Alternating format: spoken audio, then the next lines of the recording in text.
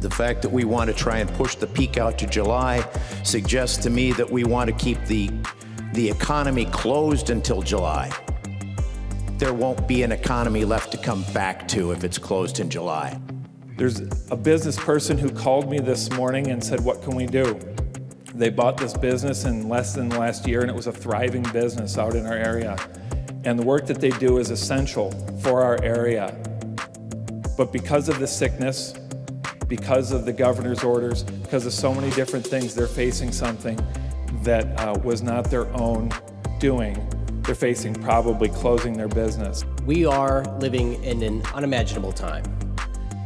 We live in a time when broad powers have been unilaterally executed to regulate the lives of Minnesotans. A time when people's freedoms were taken and many people forced to live in complete isolation. Madam Speaker, in our efforts to save lives, we are killing livelihoods. The state budget projection of $1.5 billion surplus is now likely a gaping deficit.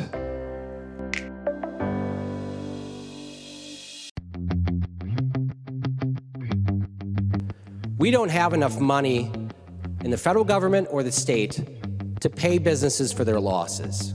This is a taking. Having the legislature restore our power to actually write laws instead of allowing someone to unilaterally write laws for our state.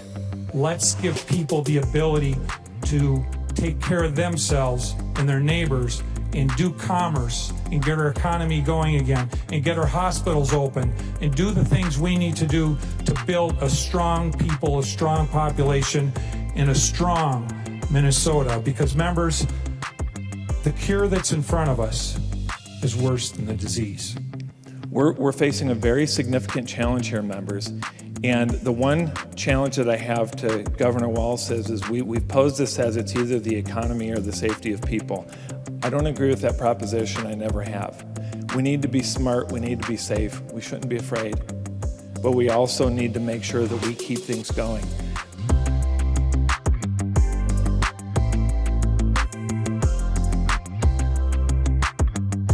As a matter of fact, Governor Walz has decided by executive order that he is so powerful that he can single-handedly suspend the salaries of hundreds of thousands of Minnesotans. Then I believe that it is right that Governor Walz equally feels the pain of the economic damage that he has caused.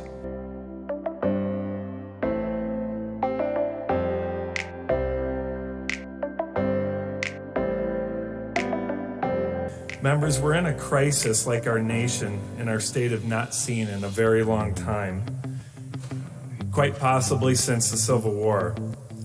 It's not the pandemic. It's not the economic meltdown that we're facing. It's a constitutional crisis. Perhaps even more so, over many years, we as government have slowly chipped away at the fundamental protections our forefathers gave the people in the Bill of Rights to defend us against the very government that serves them. I do want to read the First Amendment to the Bill of Rights. Congress shall make no law respecting an establishment of religion or prohibiting the free exercise thereof, or abridging the freedom of speech or of the press, or of the right of the people to peaceably assemble and to petition the government for a redress of their grievances.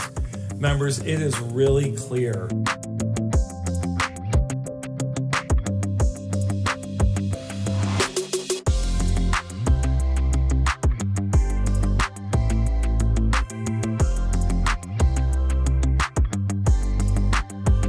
Article 3, Section 1 of the Constitution provides that out of the three co-equal branches of Minnesota government, that none of the three branches should cede its authority and responsibility and power to the other two. And our Constitution was designed by our founders to do that for a reason. And that reason was so that one of the branches could not accumulate excessive power.